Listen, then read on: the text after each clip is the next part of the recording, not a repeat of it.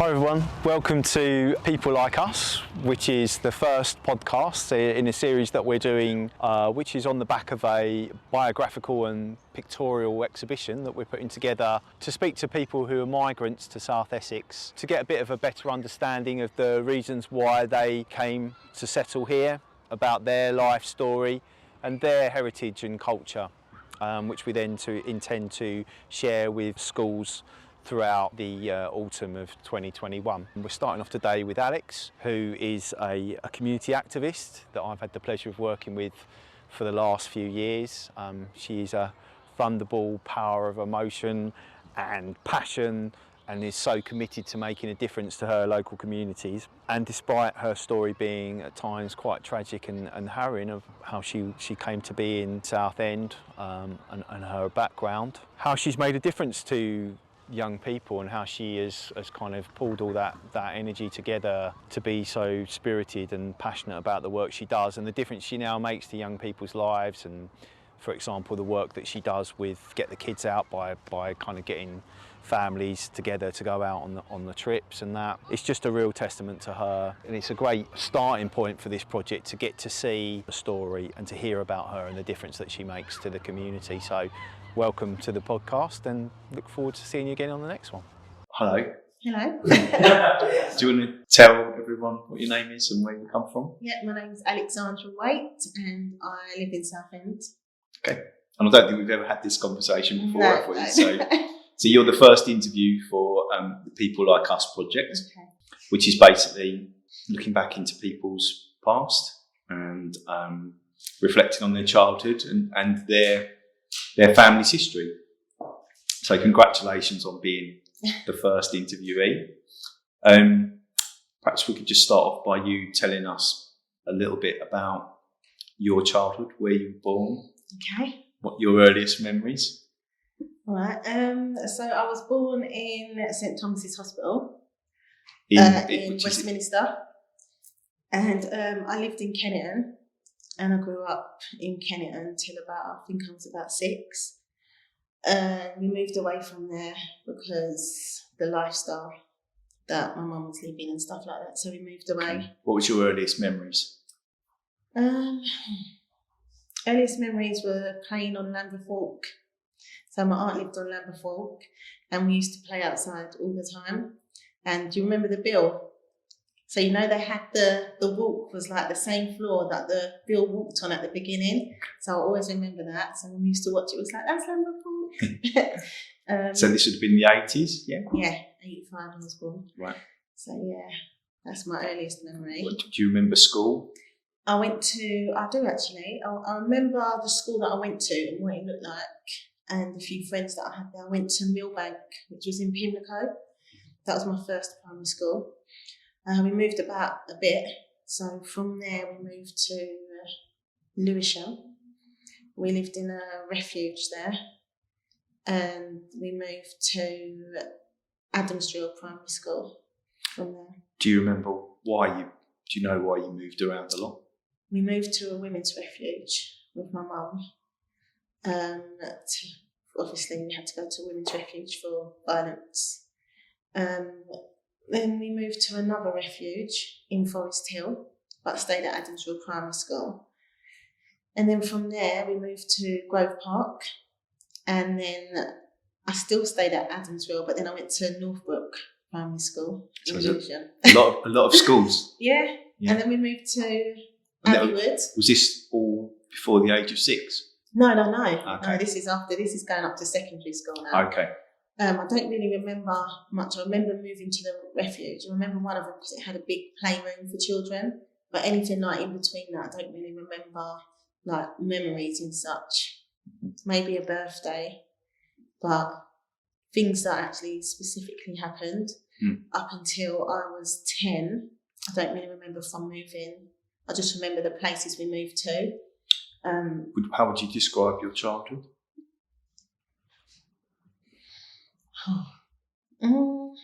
I had some happy memories. When I was 10, my dad was murdered. So that was, obviously, that's a sad memory. So I was only 10. And So yeah, had happy memories, but also sad memories as well. I mean, was your mum and dad together? No, they weren't. Okay. So when you were speaking earlier on about having to move into a refuge, was that your mum and dad breaking up? No, that wasn't my dad. Okay. So that was someone else. So do you ever remember your mum and dad being together? Or? No. I spent time with my dad, but not with my mum. Okay. Your dad lived in London? Yeah. Okay. He was murdered in Brixton. So that must have been just an overwhelmingly awful experience for you as a 10-year-old. Can you tell us something about that? I remember getting the news. I remember my mum called me downstairs, and I went downstairs, and she said that she just told me, actually. She called me down and she just said that your dad's dead.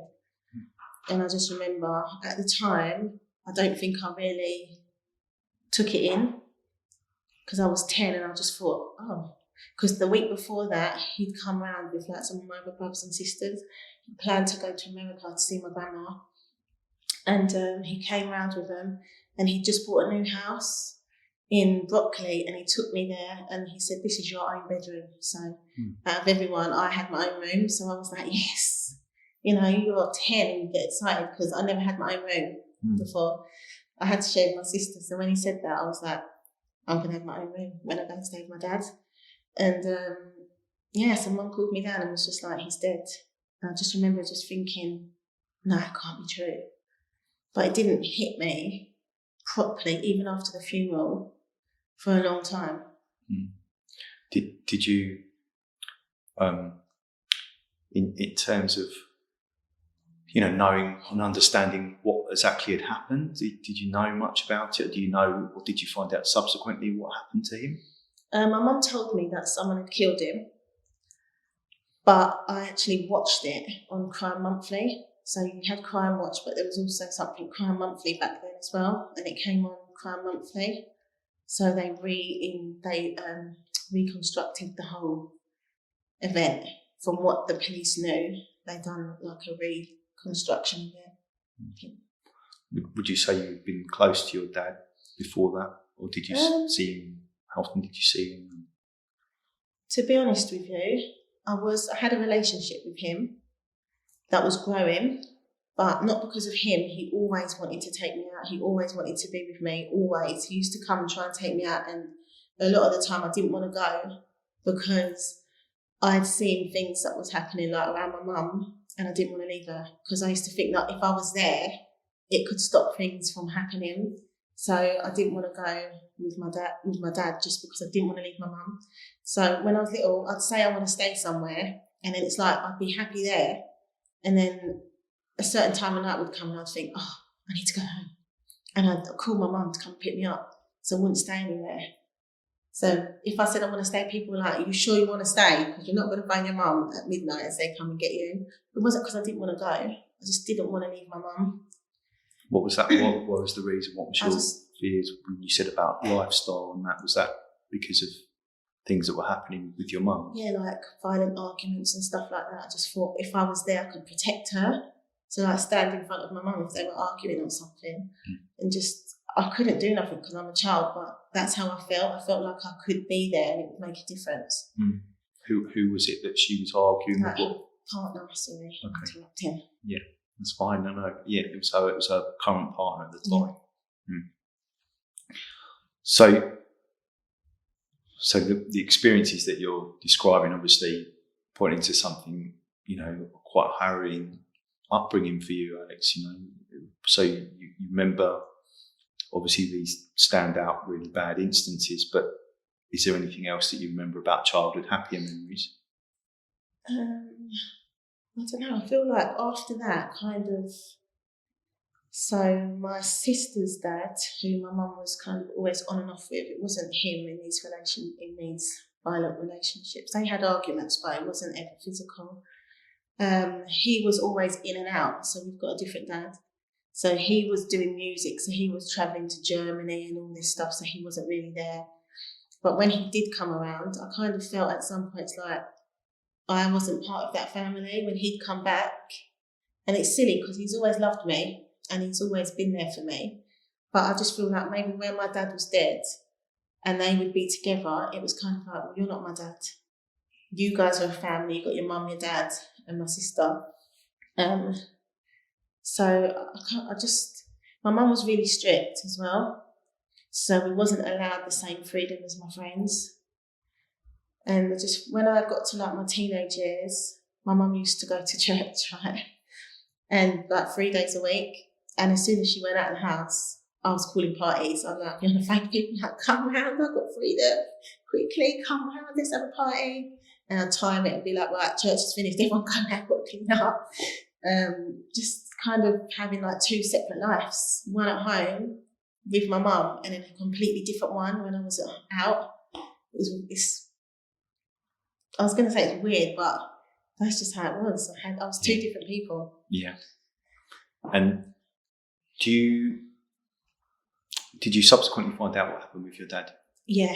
So we found out, we know how it happened, but no one ever got convicted for it. So he was set up. So he got a phone call that told him to go somewhere. Then someone got into his car and shot him point blank from behind. And obviously he didn't survive. And that was of a consequence of his lifestyle. And do you know what that was? Drugs, gangs. My mum told me that he lived a very dangerous life. Someone tried to kill him 3 times before. So he'd been in hospital and he'd been on life support and stuff like that. And I was told that before this time, that when he actually died, they said they lost him before, but he actually survived. And how do you have a memory of your mum and dad being together, or was it always apart? Yeah. And so your mum had chosen to come away from that. The lifestyle that she chose to come away from was, so for me, growing up now and looking back, I see that where we grew up in Kenneton, we lived around a lot of drugs and a lot of drug taking. So obviously when you grow up, you start to see things. I spent a lot of time in my teenage years doing that sort of stuff.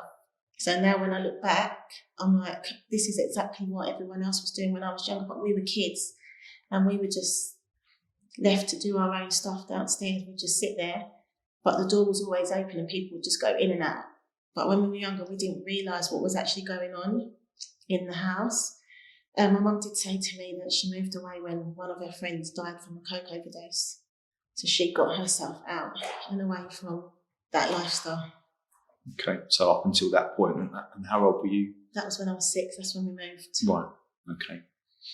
And so she kind of took herself away from that. Yeah. Did that work for her? Yeah, 100%.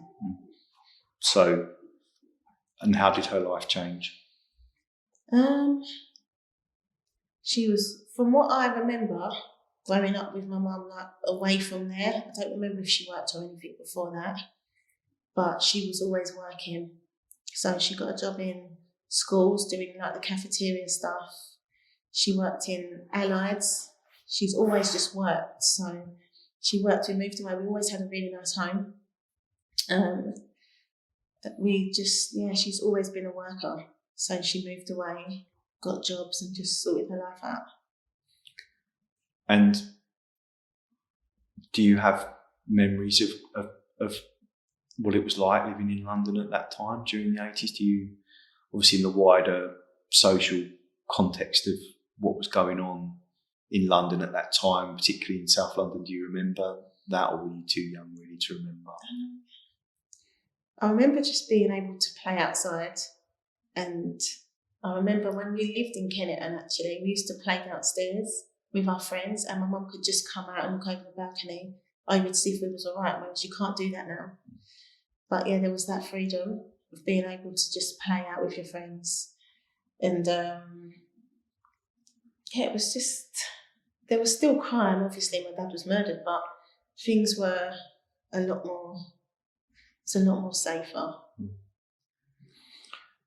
So we'll go forward and then we'll go back. So you left London. No, You're still all the different schools obviously were still in London. Yeah. Okay. So we were still in London. And how old were you when you left and came to Southend? When I came to Southend, I was 20. Oh God, giving away my age now. How old was I? 24. I think I was 24 when I came to Southend. What made you decide to come down here?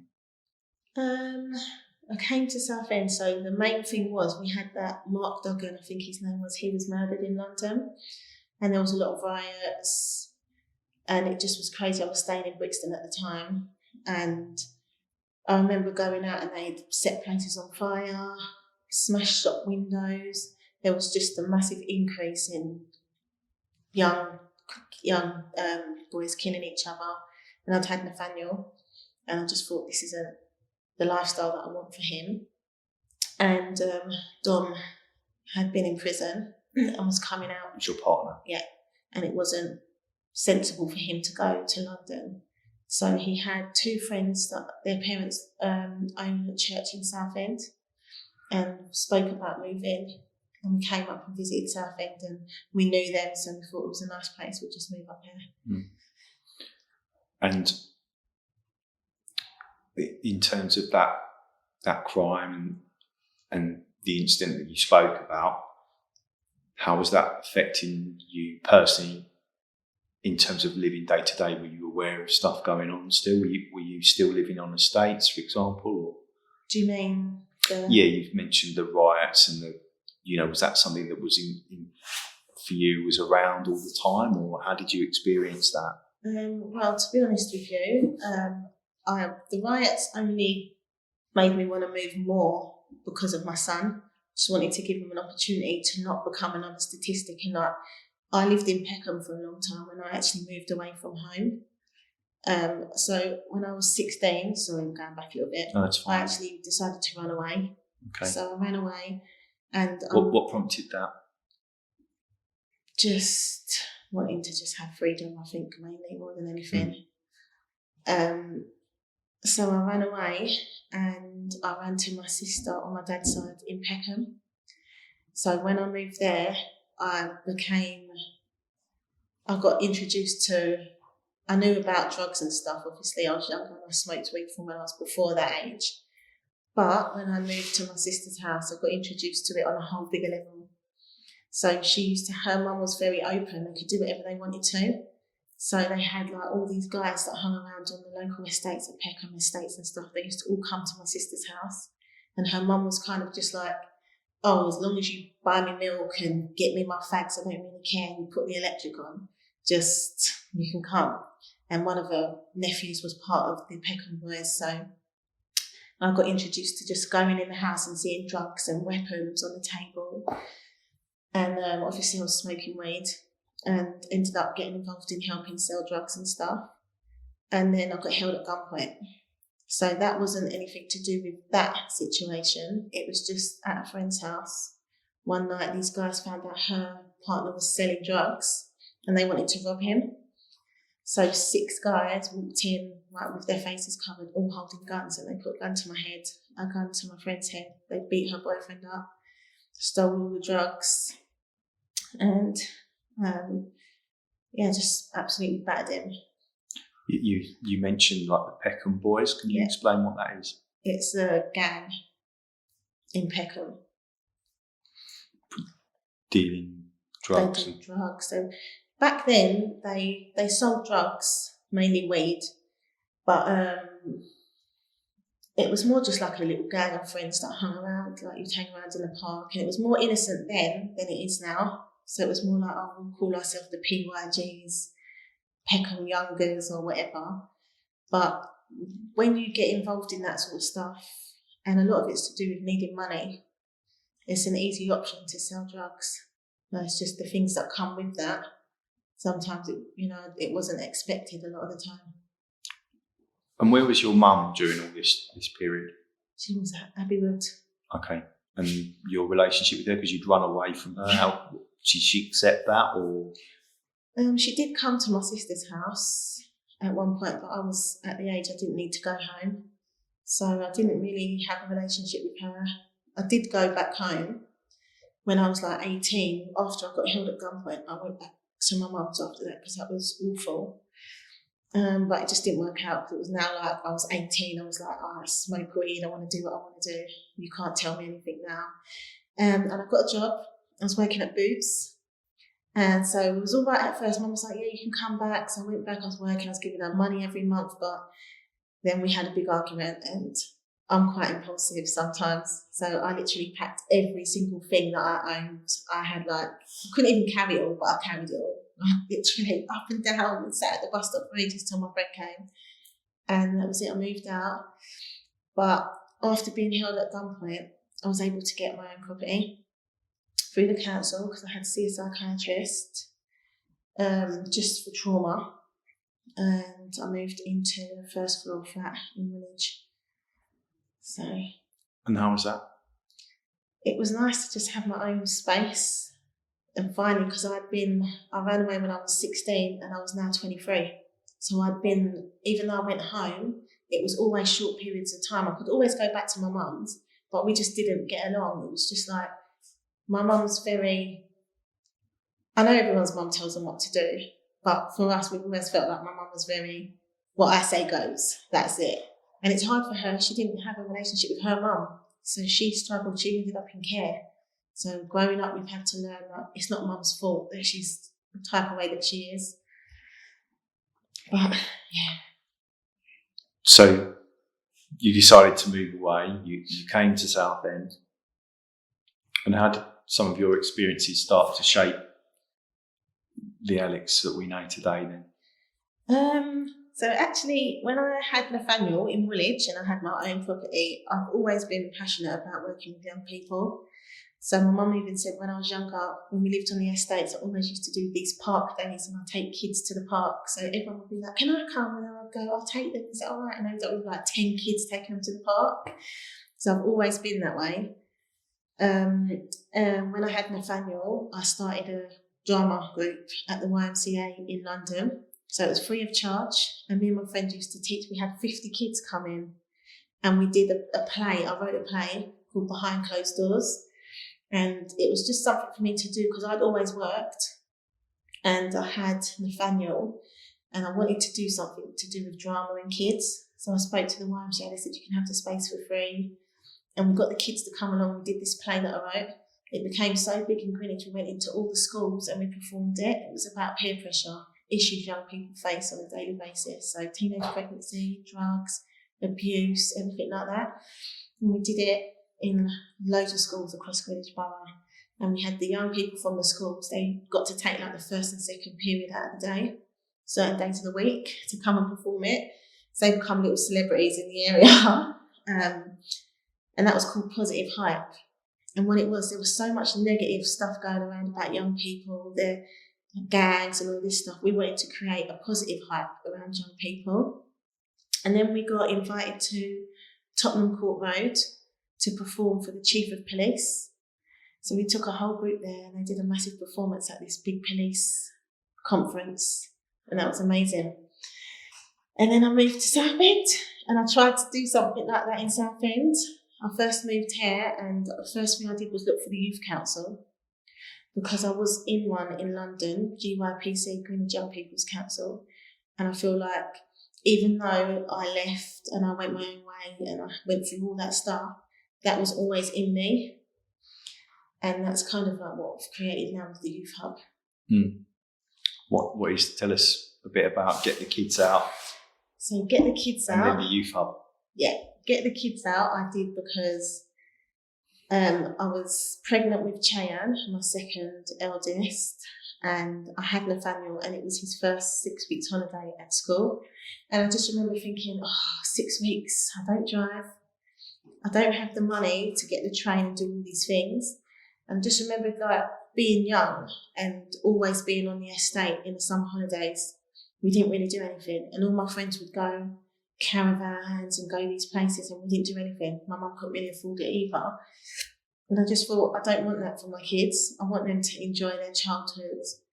So I spoke to a few other mums in the playground and I said, look, why don't we get together and do group bookings? So I started doing some investigating, finding out how much it would cost, but it was still really expensive. So I just come up with the idea to get a coach, speech coach companies, because they were really expensive. So I started writing up and above them. And if they said no, I'd go above them. And I just wouldn't stop until I got a fantastic price deal on coaches. And once I got the coaches, I went to the attractions and I just speeched them. They said no. Everybody said no at first, and I kept going over. I was like, no, I'm not taking this. Because if you give it to me for £25 and someone's got 5 kids, they still can't afford that. It's really expensive. So I just kept writing emails until I got the result. And then I managed to get really good prices. I mean, the first trip I did, one of the first trips was Disney on Ice. 100-year anniversary, and the tickets were £56 and I got them down to £16, and we had amazing seats. So then once I've done that, I was kind of like, I can do anything now. And that was it. Tell us some of the other visits that you've done. Colchester Zoo, Legoland, it's one of our regulars now, we go there. We've actually got £10 tickets for this year. Old McDonald's Farm, they've got a set price that they give us as well every year, £6. We go Pontins every year and they give it to us for half price. So we've got 18 apartments this year.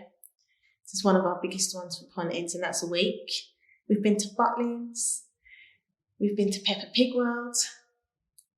We've been to Paradise Wildlife Park. How many kids do you reckon you've taken out on trips over the years? Oh my days.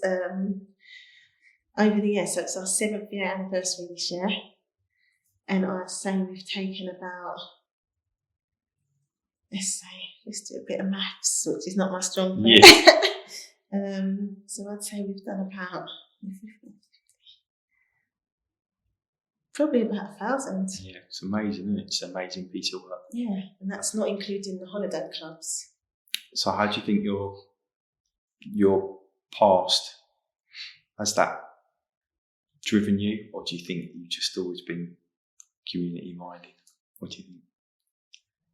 I think I've always had a mind and a heart for the community, but I feel like my past and the things that I've experienced has definitely made me more determined and more passionate about helping other young people. And I mean, even if it's just one young person that I could help make the right choices and not go down the same path that I did, or create opportunities so young people don't have to make certain decisions. I think that what I've been through has pushed me more to do more for young people.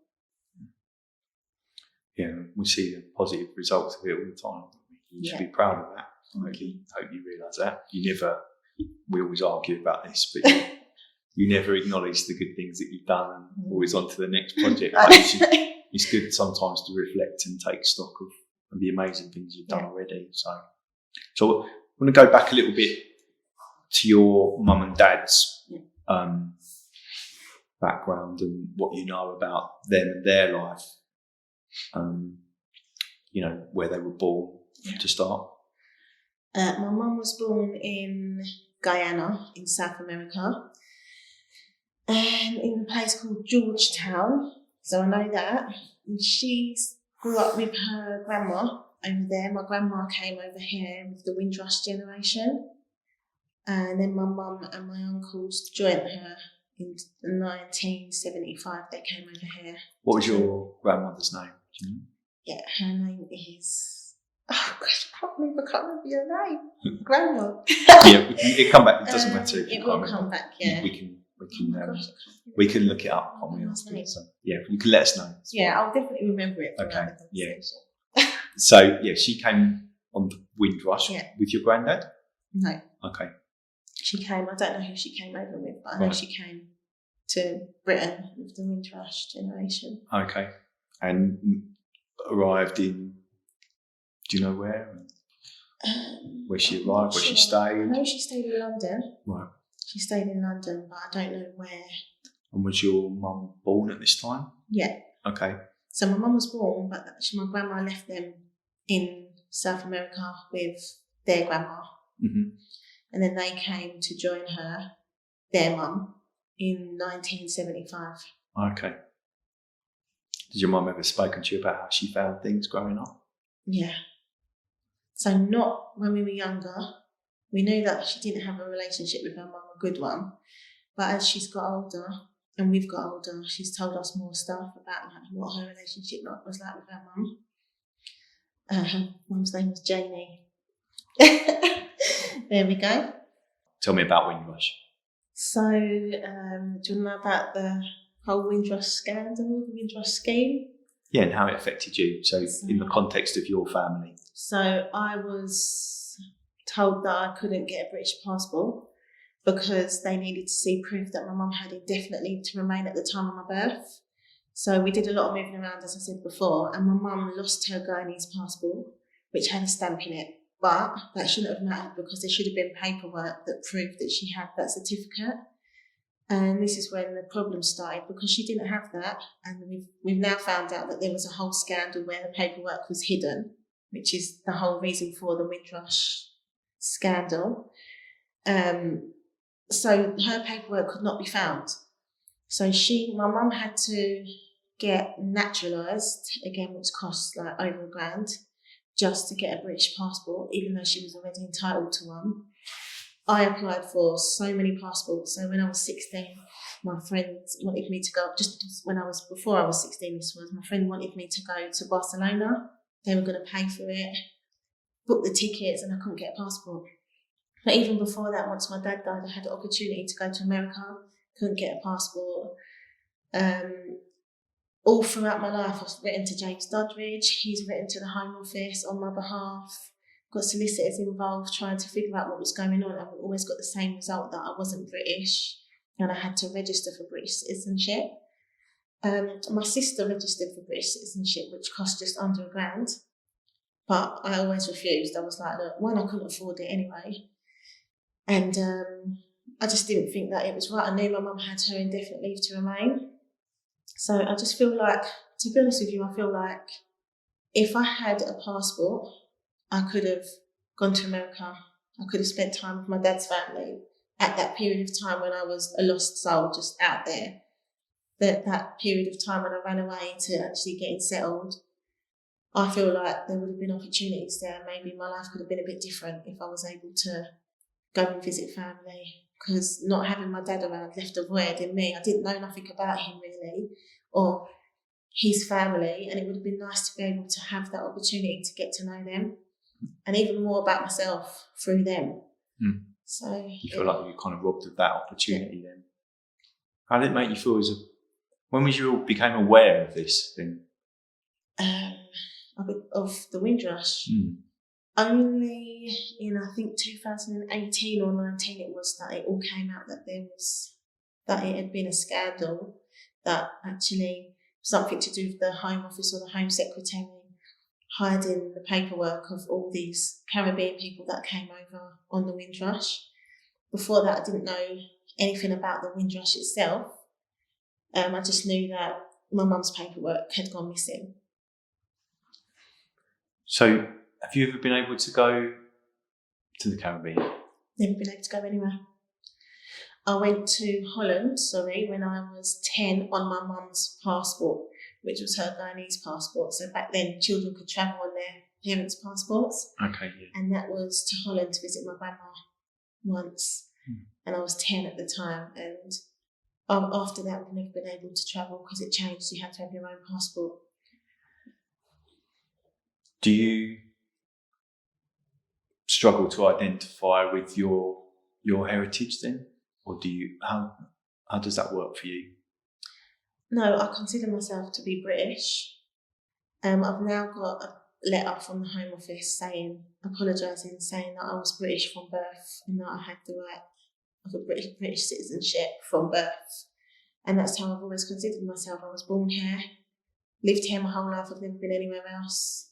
My children are born here as well. And my mum, even though she was born in Guyana, she's been here since she was 10. She doesn't know anything else, nothing about her country. And she's British in my eyes as well. Does she remember where she grew up in Guyana? Yeah, she tells us stories about it because it was really hot. And she always says, oh, when it rains, you go out in the rain because it was really nice and hot. She remembers good times with her grandma, and she loved a lot. Would you be kind of interested in learning some more about that? Yeah, definitely. Good. And how have you, obviously the world, there's lots of change, isn't there, going on at the moment, in the way that people view, culture and heritage. How do you feel, as a black person, with the recent issues? How's it affected your life in terms of the media and the way things are? And Black Lives Matter and all that stuff. So I've always been the sort of person that colour to me is just the skin. Do you know what I mean, on the outside? I feel like, personally for me, I don't feel like I've ever been in a position where I've been discriminated on, not to my face, because of my colour. I've been out and I've had people say racist things, like maybe a car drive past and, a few things like that before. But other than that, personally, to my face, I couldn't say I didn't get a job because of the colour of my skin.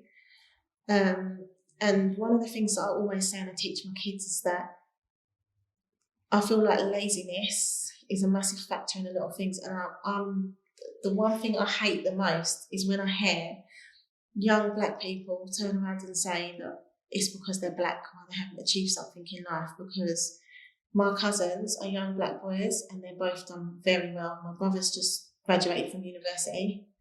And like I said, both my cousins, they went to uni.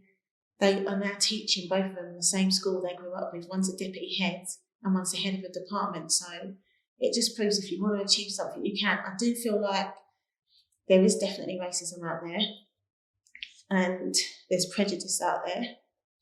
And I do feel like it's more taught behaviour now. All the stuff with the Black Lives Matter, I feel like it's more of an issue in America. And I do know we definitely have racism in this country, but it's more under, shall we say, under the blanket. It's not as out there.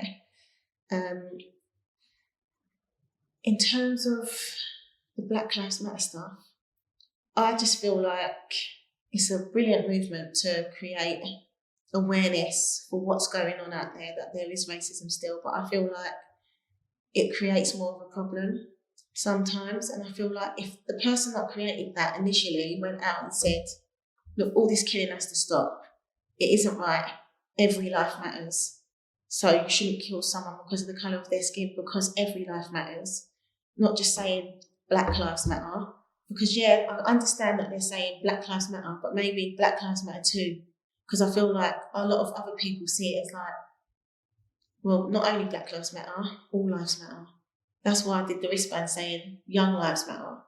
Because a lot of people say there's a lot of black on black crime and a lot of black boys are dying and stuff on the streets. But actually, I live in Southend and a lot of the crime is predominantly young white boys. So it just proves to people that it's more of a cultural thing than a colour thing. And with your work with young people, can you explain to us kind of the stuff that you're doing with young people who are at risk? Just trying to create opportunities to keep them safe and off the street. I've got 4 boys myself. One's in secondary school now, 12 years old, and just the thought of him even going to the park now, I'm like a crazy woman. I'm like, you've got to phone me every 15 minutes, and if he gets home 5 minutes late, I'm like, right, that's it, you was late, you're not going back out, because it's crazy. Because for me, I feel like if I give him a time and he comes home at that time, the day he doesn't, then I know that there's a problem. Or do you know what I mean? It's kind of like, it's just so scary. And I just feel like, I remember going to that meeting at the Forum after Fabian died. And explain about Fabian. So Fabian was murdered in Southend town centre by the library forum. I think it was for his car, which he'd worked hard for. It was his car, and so he was murdered on the streets. He was only young. What was he, 18 or something, 19? Yeah, 19. And that caused quite a lot of attention in Southend. I think that was one of the fact that it happened in town and in daytime. I think that was why it became such a big story. And we knew that crime was already rising there, but that was like, I think that was when things started getting really bad in Southend. And went to the forum about that. And there was lots of people putting different opinions across about gangs and why young people behave the way they do and what needs to be done. And the police was getting a lot of stick. So it was like, there needs to be more policing, there needs to be this. And I just remember standing up saying, well, actually, these young people are not scared of the police. They're not scared of their parents can't control them. So what do you think the police, they're not scared of the police anymore. It's not how it used to be. And everyone was saying, oh, we need to do this and stop the gangs. And I was just like, it's gone beyond that point now. These young people who are 16 and 17, they're so deeply involved in this stuff. It's going to be more of a challenge to get them out of it. We need to focus on the younger generation and prevention being the cure, preventing young people from getting involved in more crime by giving them opportunities, opening places for them to go, and just provide stuff that they can do that keeps them off the street, because that's the main thing, boredom and poverty. And if we try and focus on that, instead of dealing with the situation when it's already there, stop the situation from happening. And do you feel that since that point you've been able to do that? I do feel like we've been able to have an impact in a few young lives. Obviously, it would be great to be able to change everybody and provide opportunities, but that young person has to want the change as well. And there was one person that we definitely helped make a change in his life, that he was involved in gang stuff, and he's not anymore. And the guys that he was hanging around with, 2 of them are now in prison, serving a life sentence for murder. And because of our intervention, he got away from that. So we are definitely making a difference. And even the young kids that are coming to the youth hub, they've got something to do, and they'll blatantly say, if I wasn't coming here, they don't know what they'd be doing. Yeah. Well, you should be, like I said earlier, you should be proud of the work that you do and the difference that you make, and keep doing it, Alex. Thank you. Looking after yourself at the same time as well. Yeah. Because you can't make any changes without making sure you're not overstretched. Yeah, I know. Yeah. I know. Okay. That's it. Well done. You did a good job. You did a good job.